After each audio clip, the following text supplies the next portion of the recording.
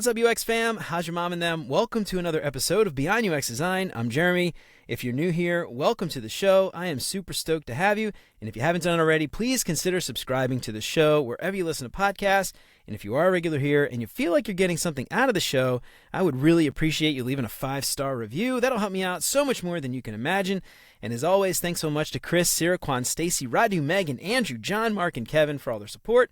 And if you want to join those fine folks and help keep the show independent and ad-free, you can become a patron for as little as $3 a month. That's less than $1 an episode. And if you do that, you'll get some sweet, sweet perks for your support. And of course, if you think the show is worth sharing, then I would love it if you told some friends. So I've got a guest today I am really excited about, author of a new book that I guess just came out, Justin, In Fulfillment. About I'm 3 really months ago. excited. Yeah, right on. I'm really excited to talk to Justin today. This is something I think designers, we care about so much, this idea of finding a fulfilling job. You know, obviously we don't care about just a paycheck. Otherwise, we'd be accountants or lawyers or something else like that. But I am so excited to talk to Justin about his new book and all the stuff that goes along with that today. Justin Dauer is an internationally renowned design leader, author, and speaker from Chicago. Chi-Town. You'll find him often engaging with the AIGA's speaking events, interviewed in Forbes magazine and Medium's Forge publication, and penning articles for Acquient, CEO World magazine, and A List Apart, which I love, by the way. I actually saw Jeffrey Zeldman gave you a shout out for your book. That's pretty. I love Jeff. I've followed him for a long time. He speaks internationally on culture and design, including keynotes at the UXPA International Conference, Midwest UX, and St. Louis Design Week. Justin's also the writer of the celebrated book, Creative Culture, founder of design leadership consultancy Anomaly by Design, and former VP of Design at CVS Health. Justin, welcome to Beyond UX Design. I am so excited to have you on. How's it going? Great, Jeremy. Great to be here. Thanks. Yeah, of course. Well, I'm really excited. Yeah, this is such a great book. And this is something that I think struck a chord with me and I think a lot of other designers out there. You know, when you think about design, it's such something that a lot of people, they get into and they want to be a designer, they want to solve problems. And you know, one of the things that I want to start this conversation off, you actually closed your book with the question. But one of the things I want to talk about today is, you know, why do we want to be designers? Why are we designers? But before we hop into that, Justin, tell me a little bit about you. Tell everybody out there who might not know who you are, a little bit about you, your background, and ultimately about how you ended up writing this book specifically. Yeah, certainly. And thanks for asking. You know, it's kind of, we go around the room, we do intros in meetings. I tend to have the most boring origin story. So I've never really deviated from design. I've never really left the nest, so to speak, in Chicago. I'm a lifelong Chicagoan. But I graduated from the School of the Art Institute of Chicago many years ago with a degree in visual communications, graphic design. And at that time, you know, if you told your mom or your dad you're going to be a web designer, they would kind of scratch their head and say, what? So this is like, you know, late 90s. Yep. So that fusion of design with the digital landscape, I guess I'll say, is what really started to fascinate me when I was in art school. I was studying, you know, formal traditional design and layout and typography, but the problems to be solved amongst applying design to the web, that really got me, those challenges. So I taught myself how to code and while I was in art school, and the rest is history to better understand, you know, the underlying decisions of my design choices.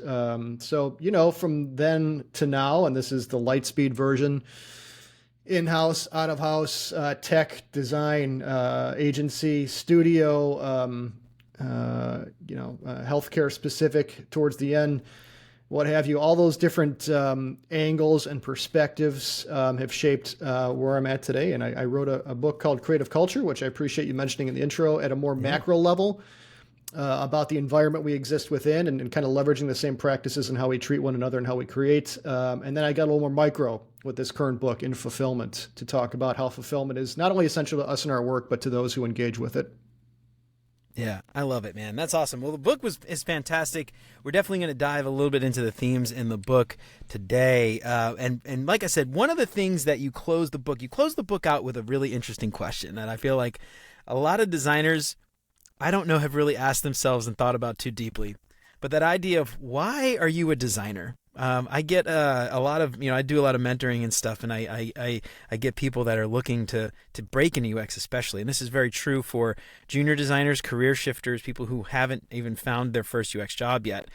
really hard time right now to get work in UX design. And this is often the first question I ask: why do you want this job versus any other job that could be infinitely easier to get right now? And I'm curious, why are you a designer? It's such a profound question.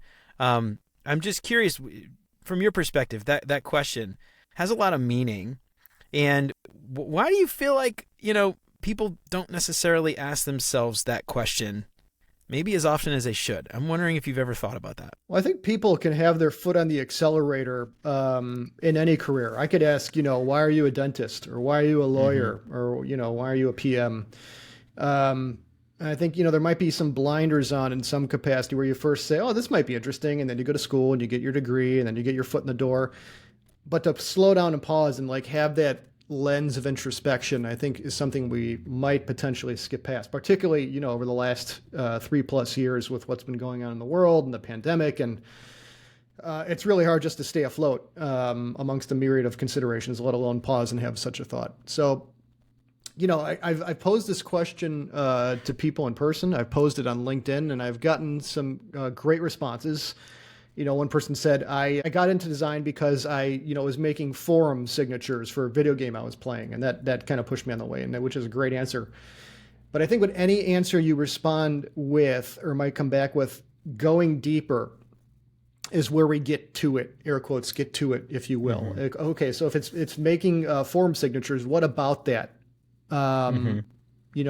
Scratch the itch. Was it the challenge of visual problem solving? Was it the feedback you received upon doing your work? So evolving in your craft is kind of what drove you. So I think even if you give an answer, the first thing that comes to mind, and some people have a response and some people don't, when you give that answer, slowing down and kind of digging into what still are the drivers there. That's when you get to the meat of why are you a designer or why are you an X? And I think some really interesting things and possibilities start to bubble up.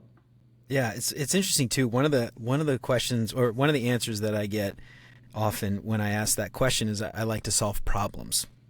And the funny thing about that is, we assume that somehow the UX design team is the only one on the team who's actually solving problems. And, the first question I ask back is, well, what about the other teams who are solving problems? I mean, why not become a product manager? Why not become a software engineer?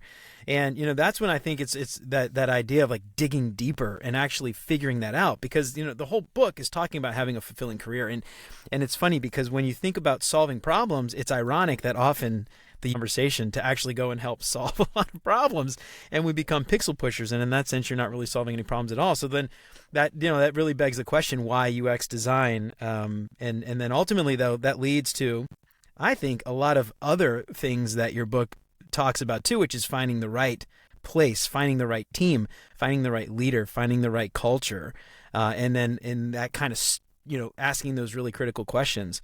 And it's funny though, you mentioned people give you that answer. It's often one of those things where you have to have a conversation with somebody else to really pull that out of you.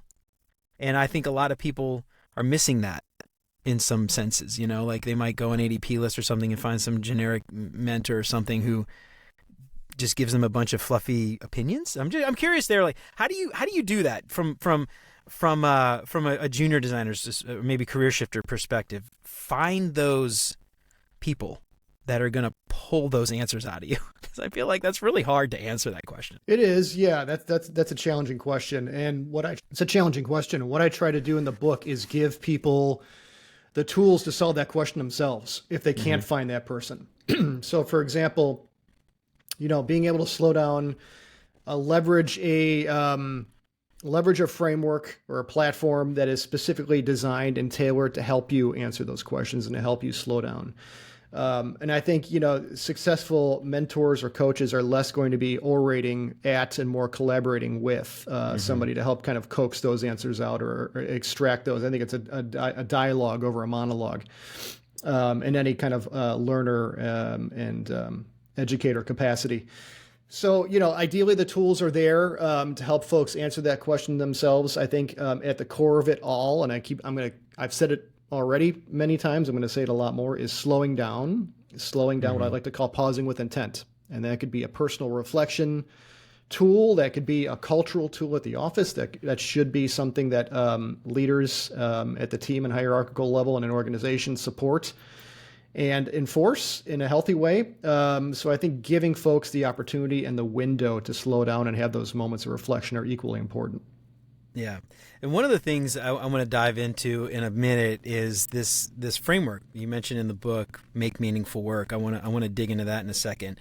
And while you were talking about make meaningful work in the book, you actually brought it up in this concept or this idea that you were describing about sleepwalking, and I think we've all kind of been there. We go and we just, the day to day, maybe we get a job, we do it for a year or two. It becomes so easy that we can do it in our sleep. And we just get comfortable, and we end up in what you're calling sleepwalking. And the question then becomes, how do you get from sleepwalking to sparkle? That idea, right? And you mentioned a framework called Make Meaningful Work. I want to dig into that in a second. And you just mentioned finding a framework, which I guess implies there's maybe more than one out there. You mentioned Make Meaningful Work specifically in the book. I want you to talk a little bit about this idea of Make Meaningful Work and how someone can actually use a framework like that to help dig into this idea of finding what would be ultimately fulfilling for them. Yeah, and whether it's this framework or platform specifically or not, and I cite that in the book, and I walk through what the process is, and the intent there is whether or not you're leveraging this specifically or just something else in your own, so you could sketch it out. Just give people the tools to slow down and kind of break these practices apart so they can understand where their values apply and where their fulfillment lies. So, I want to state out front, and I kind of just did, beating around the bush a little bit. Framework or platform can give people shiver up their spines right away as a term, because, sometimes it's people just trying to sell something, or their pseudo pyramids driving you rather than you driving it. So I was very careful about, what I was suggesting in the book. But the intent here is, and I think this is actually a beautiful way of thinking, leveraging our own personal stories to develop our own personal narrative along the way. So leveraging a story that has meaning to you, breaking that story apart, and then kind of dissecting it to understand why, what were the drivers behind why I did what I did, and how does that come back to my fulfillment. So a little story I like to tell, and in a talk I give, called Our Imperatives: Connection to Fulfillment, is when I have a new employee join my team, my butt is out of my chair and I'm greeting them at the door. So it's like a 6-second story. And then I kind of dissect that. I don't have someone, I'm not playing Wordle on my phone. I don't have someone tapping me on my shoulder. That time is reserved. So I'm physically getting out of my chair to go greet this person in person, or if it's online, I've set up a virtual meeting. Those are the tangible actions. The drivers behind that, I've been that person before when I first joined an organization where I kind of stumble in and nobody knew who I was, or my boss didn't come in until 2:00 that day, and they had no idea what my role was.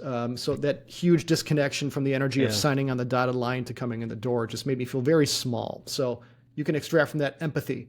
You can extract from that compassion. You can extract from that respect, because I want this person to know that I'm there to support them.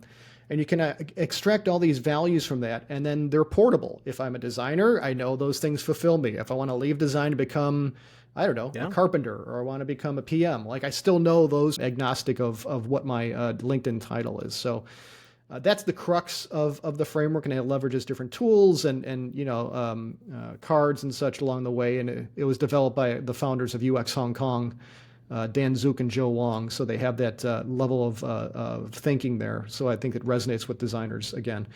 But that's the crux of it, to really help you slow down, understand what drives you, and understand why you do what you do. Yeah.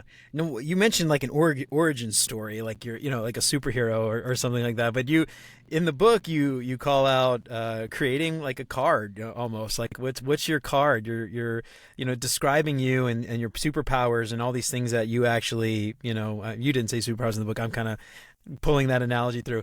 But, having this story, creating this story, and it's interesting because when you think about, especially before you even start the work, finding a job, one of the first questions anyone is ever going to ask you in an interview is, tell me about you, right? That's the first thing usually you're going to be asked to talk about. And having that story, not making up a story, obviously having it be true, but thinking about that and actually planning how to talk about yourself and planning how to describe what you're passionate about. We talk a lot about how do you stand out in an interview. I guarantee you that's a way to stand out, is talk about your passion and align your passion with the company's goals and their, what drives that company. And if you can really think about that beforehand to know which company to go out and apply to, so you're not applying to companies that have this mismatch, you're going to already start to set yourself apart and set yourself up for a successful career with this company. I'm curious your thoughts there. Like, is that something you've been thinking about as well? It's doing the work, but also first finding the work is important, obviously. Yeah, for sure. And I'm someone who I've gotten better at it recently, but I'm someone, I've been in the design profession 25-ish plus years at this point. And I'm someone who's always wanted me to go around the room and introduce yourself. I always fumble there or choke a little bit. I don't like talking about myself, long story short, but when I'm in an interview, because I have that narrative in mind, and that story is so near and dear to me, and I've gotten more clarity on it over the years, I've always excelled in interviews because I know exactly what I'm talking about. I know I've done my homework. I know how my approach and values align to that organization. Like, why am I even there? Maybe sometimes it's to get a job, which is perfectly fair. But if I want to align to their the business's ethics and see if there's a true synergy there so I could do my best work, I like to tell that story.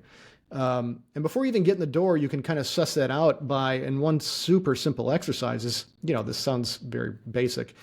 Look at the company's website, not just to see how it's designed, but every organization has gone through the same approach that we would on a project. They've prioritized their IA.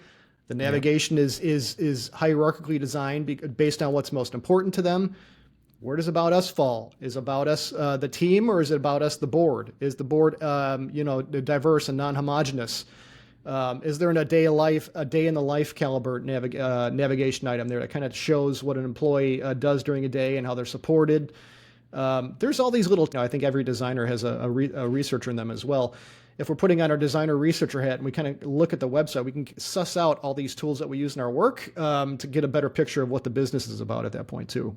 Yeah, absolutely. And this is something I often tell people too, is, before you go and find out, before you go and accept the offer, do your due diligence, and figure out if this is even an offer worth accepting, or even worth applying to in the first place. And in the book, I actually want to call this out. You mentioned some red flags. You didn't call them, I don't think you call them red flags necessarily, but red flags in a job description. What do they value? I think I'm trying to think of what it was. You mentioned thrives in ambiguity or something. Like all exactly. These things that tell you right away, like, this team is totally unorganized. They have no idea what they're doing. And I think you compared it to like a house listing, like a cozy little whatever. It's like, it just means small. That's what let's just like call it what it is. It's a tiny little house. It's not cozy. It's tiny. So I'm curious, you want to talk through those a little bit, because you had a few examples, and I think those are really interesting ways to really suss out whether or not it's even worth applying to in the first place. Yeah, that real estate language caliber approach. Yeah, like you said, fixer-upper or cozy space. Great opportunity. Yeah, precisely.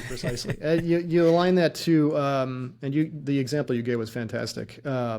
Comfort and ambiguity, which effectively means it's chaotic and they want you to come in and kind of get thrown into the chaos. So there are a lot of great pieces written about this. I'm certainly not the originator of that school of thought, but if you dissect any job post, again, aligning that researcher designer eye to it, you can catch those tells. And on the inverse side of it, are they showing the salary description, or are they giving the salary straight away? Are they articulating how their ethics and values are translated in actions over words? So, on both sides of the coin, you can kind of suss out, again, the business is showing their hand and showing their public face in that job post straight away. Yeah, I love that. Yeah, so that's definitely something. I mean, we could probably do an entire episode just about dissecting really bad red flags in a job description. But I think that's really important for us, especially like when we think about, the thing I always think about as well is we've got so much control over the situation than I think we realize, right? We have so much power when it comes to these decisions. It's not like we have to accept a job simply because someone gave us an offer. We can say no. I mean, unless like you mentioned, we really need the money. Our kids, are going to go hungry, and we've got to feed our kids. We're desperate for anything. But if we have the privilege, because let's face it, sometimes people don't have the privilege to say no. If we have the privilege to say no, we should really be thinking about whether or not this is the right company for me. And I think a lot of people think I have to do whatever I can do to impress this company. Like, no. They've got to impress you. And if they don't impress you, why would you want to work there? And we talk about this whole concept of having a fulfilling career. If those things don't align, you're going to end up miserable in a year and be looking for a job anyway. So why put yourself through that? Unless you absolutely need the money, which I think is totally fair. Oh, go ahead. Sorry. That's a phenomenal point. And as much as this is about, this book is about, in one way, looking out for number one. It's looking out for yourself and your evolution and the quality of your work, but also the bigger picture implications there. I say fulfillment, which you think initially like it's all about me, but it's really going from that me to we mentality. If I'm not fulfilled, then I'm sleepwalking. Comfort is not fulfillment. If I'm comfortable, then I might not be pushing the evolution of my work. I might not be advocating for that little bit of extra research. I might not be, kind of tying business metrics aligned to design value and user value internally. So as much as it is about us, it's also about being mindful of the bigger picture of the domino effect of what our decisions and actions and ultimately the quality or lack thereof of our work, might bring to the surface. Yeah, I love that. Yeah, that's such an important thing to think about too, because, if you, it's like one of those things I think, I work in the aerospace industry, and obviously the idea of put your mask on before you put someone else's mask on. It's impossible to help your team if you're miserable and you just are sleepwalking and you're, whatever. I can't fight this fight. I don't care. Do whatever you want. You're not helping anyone else around you. So if you don't take care of yourself first, how do you take care of the rest of the important stuff? I think that's really the kind of gist, right? That's sort of what you're exactly it. Great point. Yes. Yeah. So I want to talk a little bit about one of the big themes in the book also was, humility and the humanity of UX, of design in general, but humility of UX, or the humility of design. And, this interesting thing you mentioned, and I love this quote. It was, ego cannot exist in UX design. You cannot put yourself first. We talk about empathy, obviously, as one of the major tenets of UX design. That rules out explicitly almost ego, right? I want to talk a little bit about that idea of humanity and humility in UX design, if you will, and tell me what that means to you. There's a great quote from a person who inspires me greatly. Her name is Zhang Quan. She is a chef, a Buddhist monk, and she has her own Chef's Table episode on Netflix. You should check it out. And her quote is, creativity and ego cannot exist together. And I think that is such a beautiful, clarifying quote. And I give an entire chapter in this book, which was largely culled from a talk I give called Humility, the Designer's Most Essential Trait. And the title in the chapter in the book is a variant on that. And, this is a very storytelling book. It's not a Gantt chart book. It's not, I do cite a platform, Make Meaningful Work, but it's not charts, and it's not, it's about leveraging the power of storytelling, like I said, our own personal narrative, and developing your own along the way. And I give a whole chapter in this book about my own big head, more or less, and the lessons learned from that, and extracting down how I was able to evolve from that and leverage humility. And essentially, if we are not always humble, agnostic of our years in the profession, from day one through day 5, we don't evolve. We cease to evolve. We have blinders on. We think we know it all. Yep. And I am personally, irked sometimes when folks who brand themselves as thought leaders on social media, and they make very incendiary comments, and then folks take that as law, or they take that as, or they're, they don't feel empowered to push back against that. And then I feel like that holds the craft back. So I get irked in that sense at being dubbed, not that I am, but folks, when they dub themselves a thought leader, and they are not pushing the industry forward, they are tearing other designers down, or ego kind of clouds the outlet, the lens by which they're giving feedback.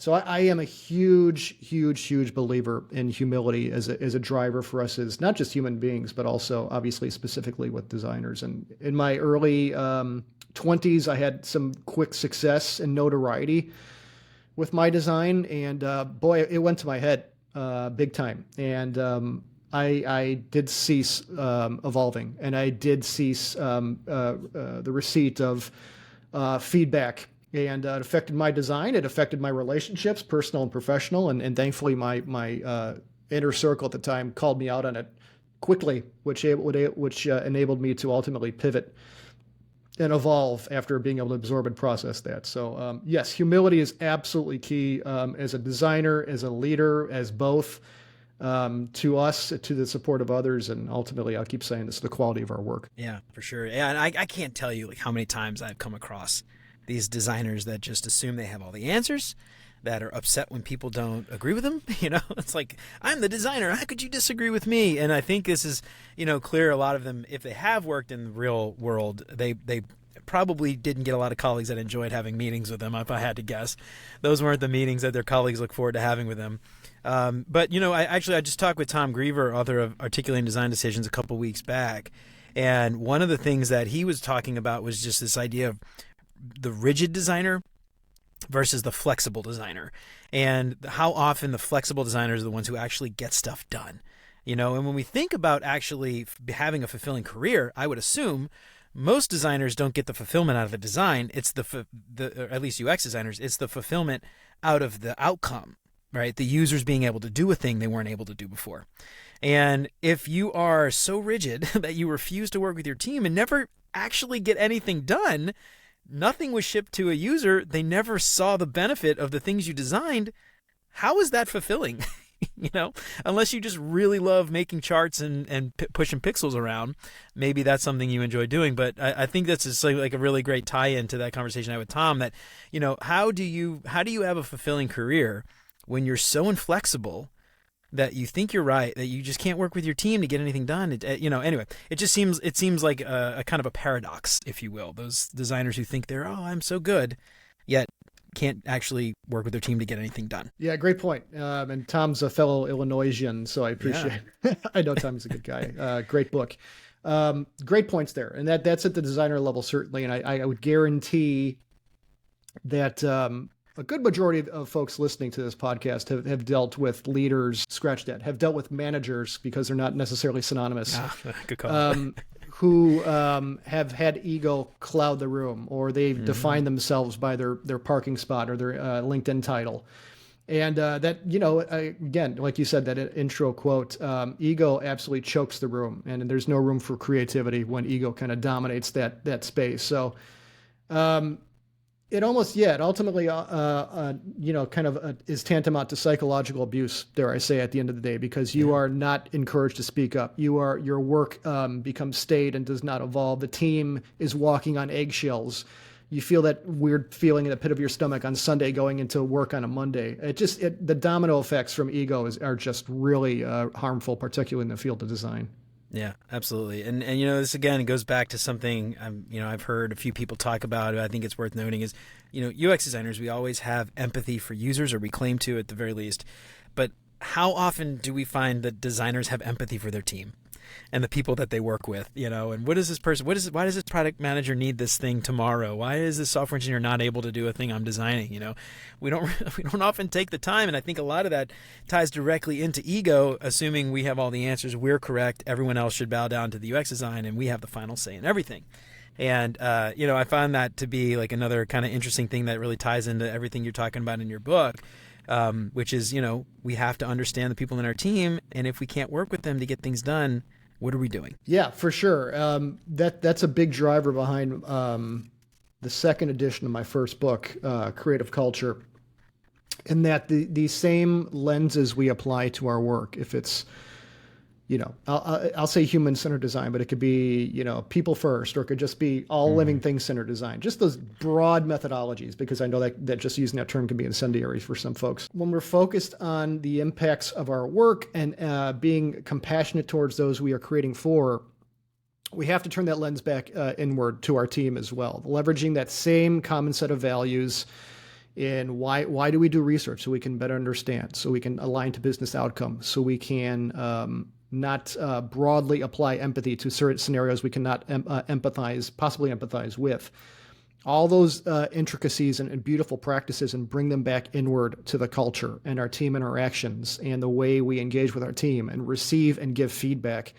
That is the sweet spot. And again, that applies to my second book, leveraging that common set of values between our personal and our professional spheres of existence.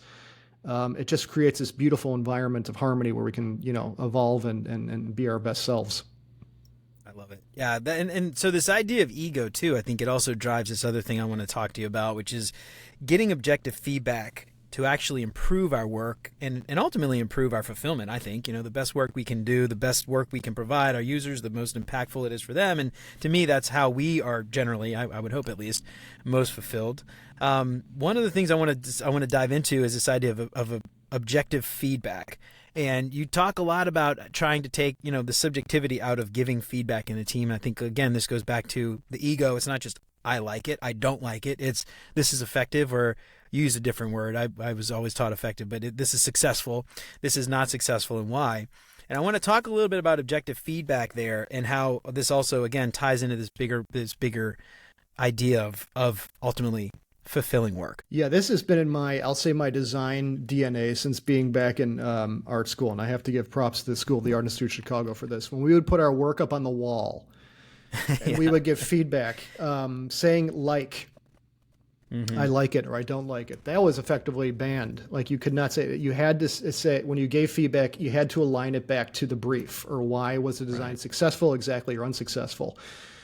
So that's something I very passionately believe in. And, despite my journey along the way and the ego I had in my early 20s and otherwise in the evolution, like that bit though of feedback, giving objective feedback has been something that's been a constant. Some folks don't see anything air quotes wrong with saying I like it or I don't like it. And, sometimes that feedback is fine, or, scratches the itch in a serotonin capacity. But a designer, the work does not evolve. It's not pushed or challenged from I like it or I don't like it. That is completely subjective feedback. Objective is, like you said, tying it back to goals, business goals, project goals, the brief, the usability testing, the iterations we've done thus far. This is successful because it aligns back to the brief. This is successful because it aligns back to the usability testing we've done and the ultimate results. That pushes me. That confirms that the design I've done is successful because it accomplishes the goal I've sought to accomplish. And I say in the book, what Adina Ram's good design and the 10 Commandments of good design. I try to not to be too incendiary, but I challenge that even.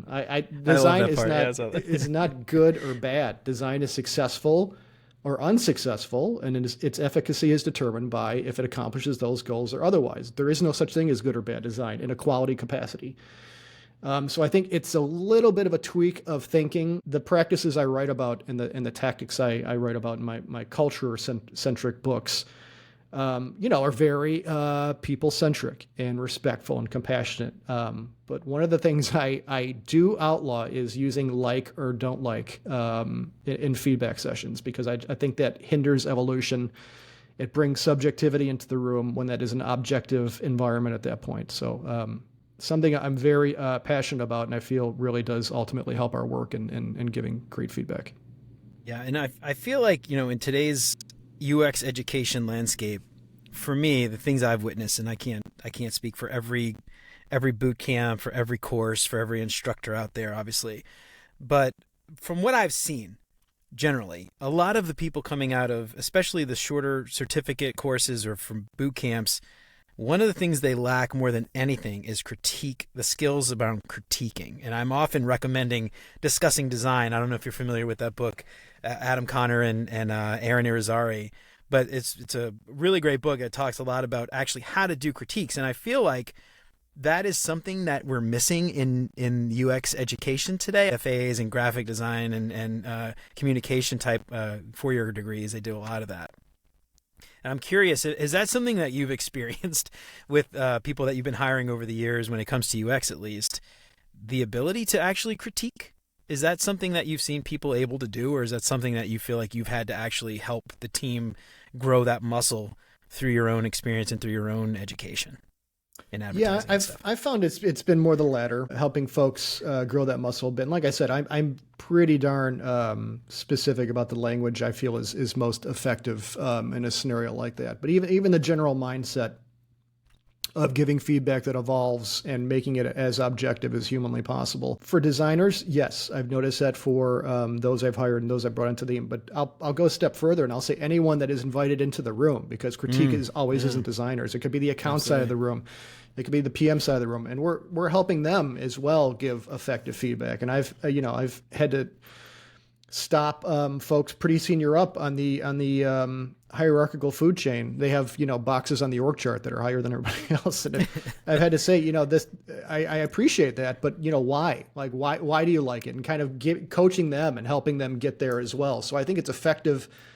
Certainly for designers, but at an organizational level as well. And it's kind of incumbent upon us, add it to our list. It's kind of incumbent upon us as designers to help the organization understand how to give objective feedback tied back to their goals as well. Unless I like it because it's blue, or I don't like it because it's red. I had a red sweatshirt on when I was 5 and somebody beat me up, so I don't like red anymore.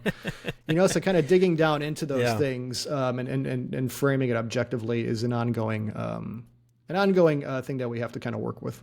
Yeah. Now you mentioned, goals and outcomes and all these other things. And the thing that I struggle with often, and this is something I used to work in advertising. I actually have a background in web development, web design, graphic design, stuff like that. So I'm familiar with this concept of critique and how it works and stuff, and a brief. You mentioned a brief. That's something that agencies often do because they want to make sure they're providing, the right stuff for the customer. The customer can't complain. We did the thing and it meets the needs of the brief and everything else. But internal UX teams, this is often something that never happens. And I'm curious, you worked in a lot of, CVS Health, obviously big internal team, I assume. Tell me about this. I'm curious, how do you as a design team that might not influence the larger org to create these goals and outcomes that then can be designed against, right?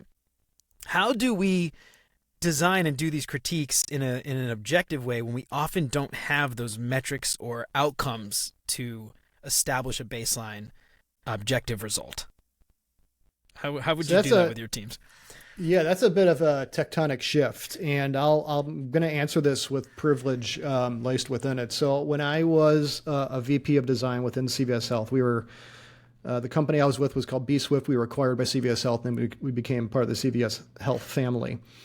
So I led the design organization within the company at the time. And what I did was, because I had a seat at the table, so I was a VP of design at that point. I and my team and my PM on my team, my senior PM, put together the design intake brief. And what it did was I was able to then assert and influence at the higher organizational level to say, we're not going to take in anything into our group because we were a shared service. We're not going to take in anything via an email. We're not going to take in you walking a PowerPoint over and pointing to it. We're not going to take a word of mouth or a text. Anything that is a project has to come through this creative intake brief. Here's a link to the form. Fill it out. It comes to the respective people within the organization, and then we'll circle back with you on that. And that is a policy shift. It is a procedural shift. And it, like I said earlier, it is a tectonic and cultural shift as well. And I'd say, my answer is laced with privilege because I had a seat at the senior leadership table there, and I was able to say, look, this is how we have to work. We can't be fielding ad hoc requests. We can't take in something that is a water cooler conversation. I want to see what are the goals? What are the outcomes? Where is this coming from? How far down the chain is it? When is it due?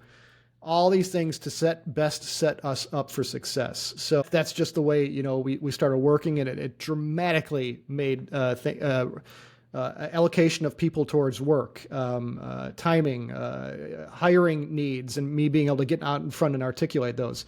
Because I was able to then articulate all the benefits back to the business, and align metrics to that. Metrics is what moves the needles in business, not just me saying we have to do this because it feels good or it's right. How does this help the business? How does this help the bottom line? That's what moves the needle in business.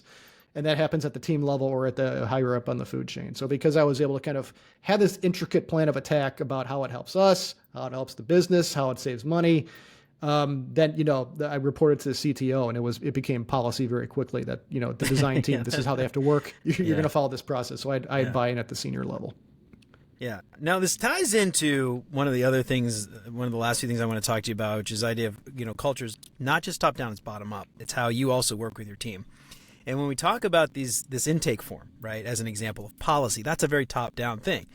But when we talk about bottom up, there's certainly things that we could do with the people that we work with closely to influence how those things are made. And we might not have a stick, to an incentive to like make sure somebody does it. But, an example that I might have is, and again, I want to start this conversation off with, assume positive intent, right? We're assuming people have best intentions and they're not trying to override the UX team in any way or, force some agenda in a malicious way. Let's assume positive intent. You could talk with your product manager and say, hey, listen, we think that if we were able to have these things done sooner, or we had this more formal way of pulling work in, we would be able to provide this extra value. We'd be able to do these things, which we think in turn would help with these outcomes and blah, blah, blah, and having these discussions.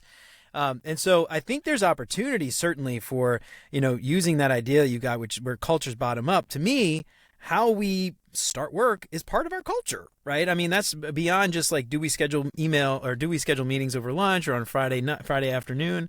That's the kind of thing I'm curious, like from your perspective, that idea of culture's bottom up, how can, these, maybe junior designers, people who don't really have a lot of authority within the organization, help to influence some of those things from their position of non-authority? I don't know if is that even a word?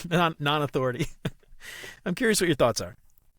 Yeah, and you gave a lot of fantastic examples there, Jeremy, which I appreciate. And actions over words, leading by example. And I corrected myself earlier about leader and manager because they're not always synonymous. But a leader can be anybody. A leader can be someone on their first day.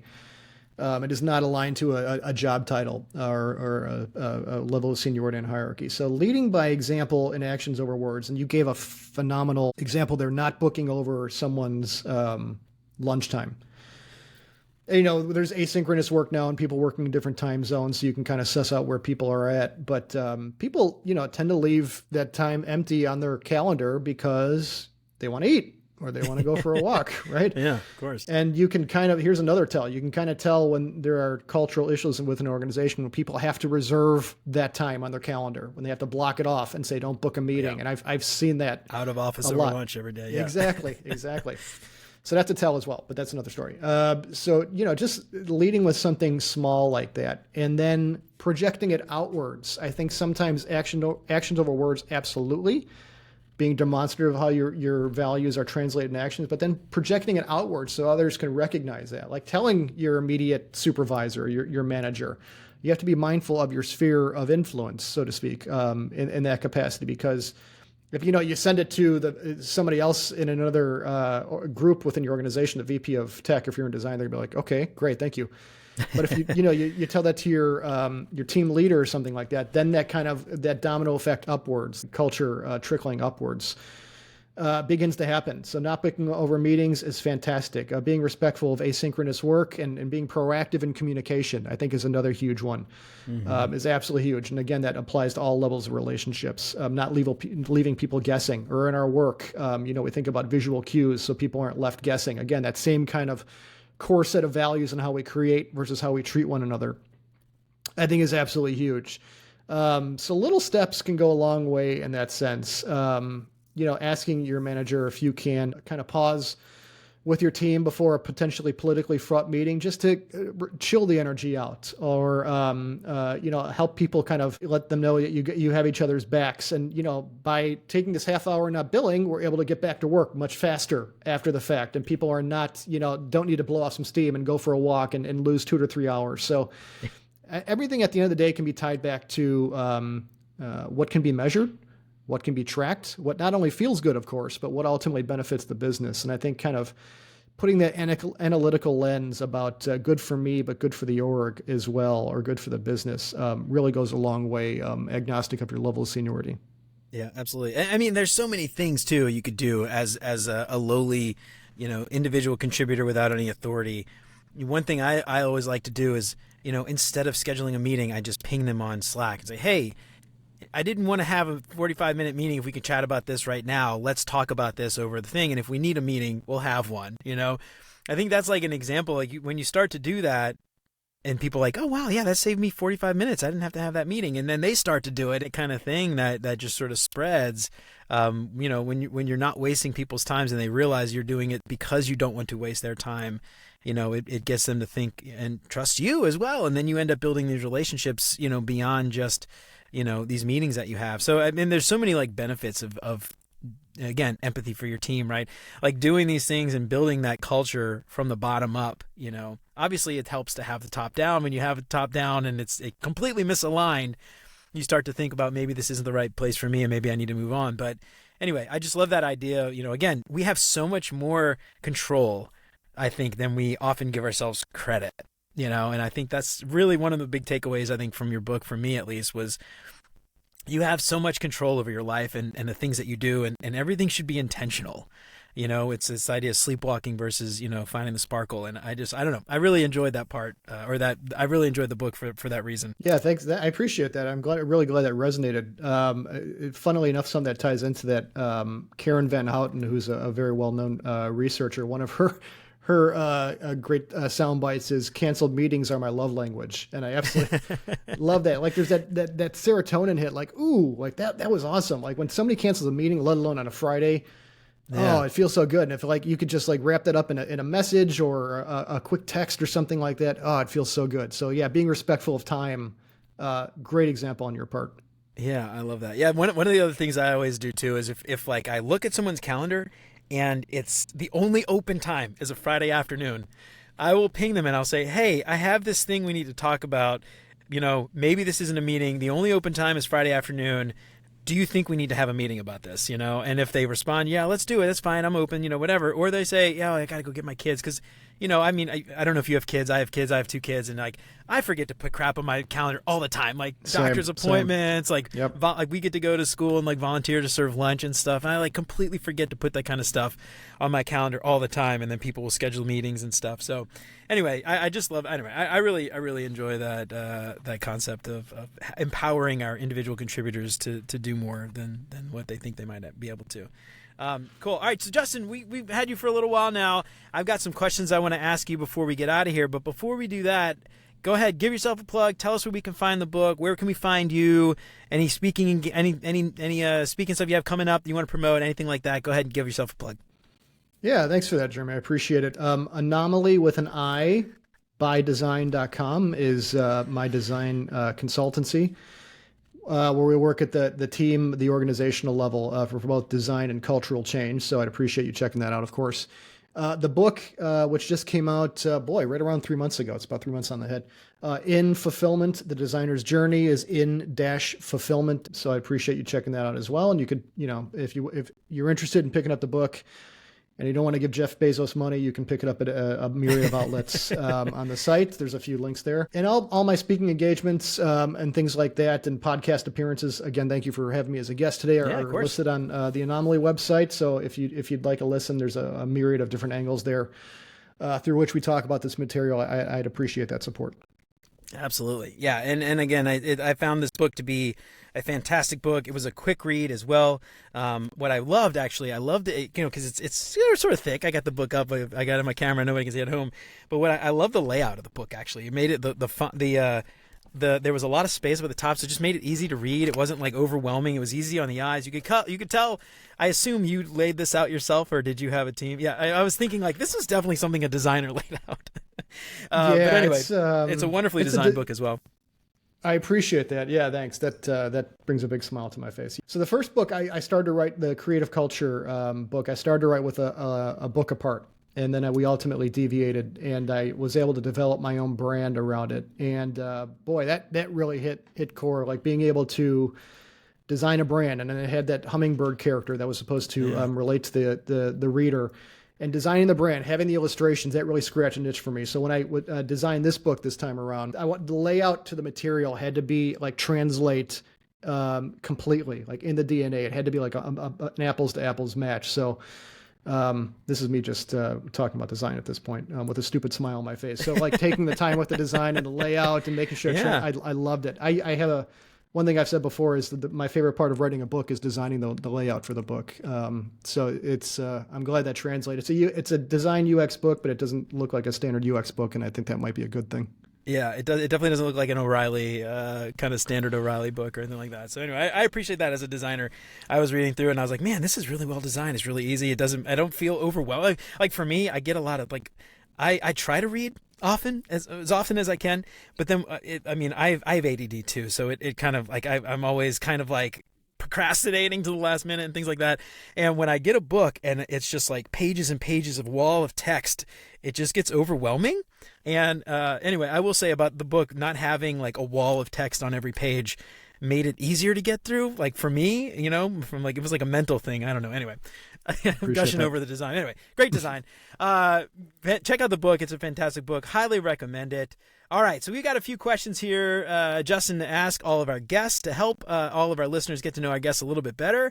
First up, what is your favorite non-design book? So anyone who's been to a talk of mine or listened to a podcast appearance before is going to know I'm a huge Batman nerd.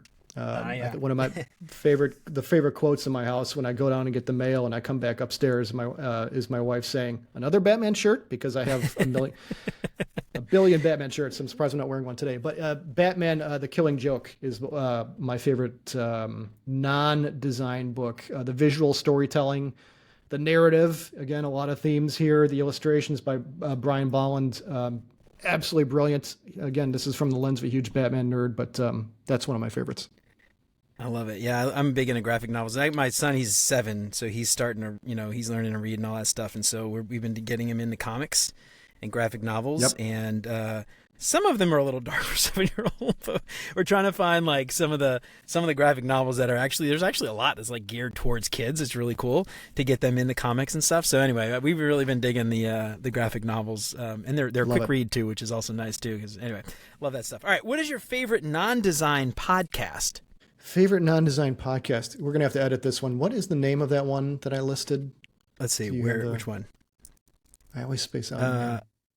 I listed. You have the questionnaire, and I wrote it in the questionnaire. Let's see. I think that got overwritten from the other day. Can you look up a history in Google Docs? I don't even know how to do that. Some kind of way to do it. See version history. Here we go. Oh, there it is. Yeah, rewatchables. Thank you. Okay. Yeah, great question. One of my favorites by far is the rewatchables, which these couple guys, I think it's a host and a guest that kind of rotates throughout, but they go through movies that have been released in the past, and it could be a Marvel. Again, you're going to see a lot of comics tinge here. It could be a Marvel movie, or it could be a movie that I watched through a lens of the 80s or the 90s. Which was seemed funny or cool at the time, and then you watch it now and you're like, oh my god, like how did they say this or show that? And they kind of dissect it, and it's just two people talking, and it's very non-pretentious. It's a little pretentious sometimes, but it's just funny how they kind of talk through it, and they play sound clips. And if the family, I have 2 kids as well, we're driving from point A to point B. It's a fun thing to listen to and just kind of laugh as they go through this stuff. It's very culturally aware and mindful about talking through movies, and it's a good time. All right, right on. I've never heard of it. I'm going to check it out. Add it to my list. All right. What is your favorite meal? This could be something you've cooked, something your grandma used to cook, favorite restaurant, whatever. Doesn't matter. One of my favorite things, and I get teased about this a lot, because if I'm at a restaurant, I'm probably going to order it, is salmon in some capacity. I absolutely love salmon. And I try to stay as healthy or fit as I can, so I like that side of it as well. Salmon, broccoli, and potatoes. Very basic meal, and I'm always very happy when we cook it at home as well. Kids love it, which I appreciate, so I don't have to advocate it for too hard here, but yeah, so salmon, so broccoli, question, potatoes, your kids, very basic. So your kids, they do your kids like broccoli? Will they eat the broccoli part? They do. Yeah, we do this like little singe on it, so it has like this little crisp top to it inside, just like giving it that little crunch. They're like, ooh, yes. Ooh, what's this? So that's really funny. The only way my kids will eat vegetables is if they've been roasted and they're burnt a little bit. There we go. And There we go. if it's steamed, they will not eat it. If it's boiled, they won't eat it. It's grilled That's it. or roasted or something. And if it's leftovers and I heat it in the microwave and it's no longer crispy, they won't eat it. So they will only eat it fresh. Very particular. Yeah, you cannot reheat fries in that way. Yeah, exactly. Very particular palates on these kids, and I don't know. Maybe that's my fault. I've probably done that to them, but anyway, kids, man, my kids are the exact same way. They will eat an entire pan of broccoli if it's freshly out of the oven, but they will not eat it any other way.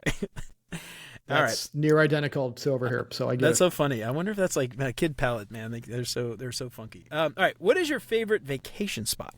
Favorite vacation spot? I went to, for our honeymoon, my wife and I went to Italy, and we went to Venice, Florence, and Rome. And Michelangelo nice. is my favorite, I'll say the artist slash creative mind that I most admire and inspires me the most. So when you're in Florence, any place you turn, any place you walk, art, like everything you've seen in a history book is like all around right you. there, yeah. We went to Vatican City for a day as well, and we saw the Sistine Chapel's ceiling. Wow. So like seeing these things that you see in books just melted my brain. Like every place we went to and I saw, my wife's like, "Are you crying again?" And I'm like, "I just can't process what I'm seeing." Like it's just, you cannot, I just could not process it. So I would love to go back. I say vacation spot. I've only been there once.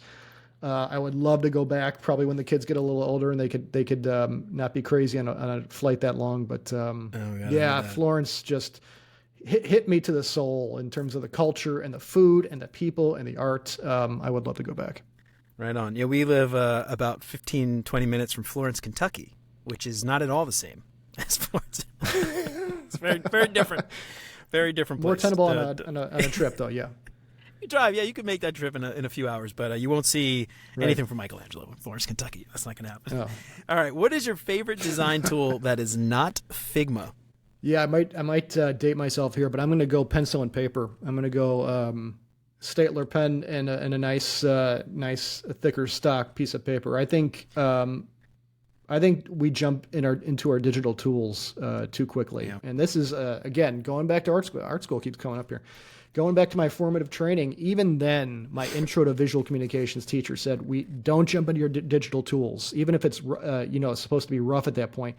It locks you in. You're in box mode. At that point in the iterative process, lines are meant to be. You're meant to be discovering lines and shape and form. Even if you've gotten the brief, even if you've done your homework and you've done your user engagement or your research in advance." Just, I plead, don't jump straight into your digital tools. Sketch it out. You never know what iteration is going to come up. Or if you sleep on it the next day, you're like, I don't want to go back into there and like modify this document. If it's a pencil and paper, you erase it. You sketch again. Yeah, that's it. You overlay a piece of paper over it and you trace the base and you work from there. I just think that is a step in the design and creative process that has been foregone. And again, I'll say pause with intent. To me, sketching is that pause with intent stage. So pencil and paper, huge advocate for it. Again, in terms of how my teams have worked along the way, that's something else I strongly suggest, is that we keep ideas rough and we always have pencils and paper on hand. I absolutely love that. So here's an audible question, one extra one. Dot grid, graph, or lines, or blank pages? What's your favorite? Do you have a favorite? I'm going to go blank. On the context. I've always felt the... Yeah, just a pencil and a blank piece of paper, because I've always felt like the blank piece of paper is the most exciting part of the design process. And I've had people call me insane for this. I feel like that's the most exciting part, because the possibilities are just open. The sheer potential possibilities at that point are open. So yeah, I certainly use gridded paper or dot grid paper, but to me, like that blank piece of paper, it just hits something in the designer soul that I can't even articulate well. I love it. It might tear up in a minute if we keep talking about it. I'm a fan of the dot grid only because I cannot draw a straight line to save my life. So I love the dot grid. That's fair. Yeah, sure. Because it helps me draw a straight line. I don't know what it is, but I just cannot draw a straight line to save my life. All right, Justin, awesome, man. Well, that's all I got for you for today. Thank you so much for coming on. Again, I love this book. It's a fantastic book.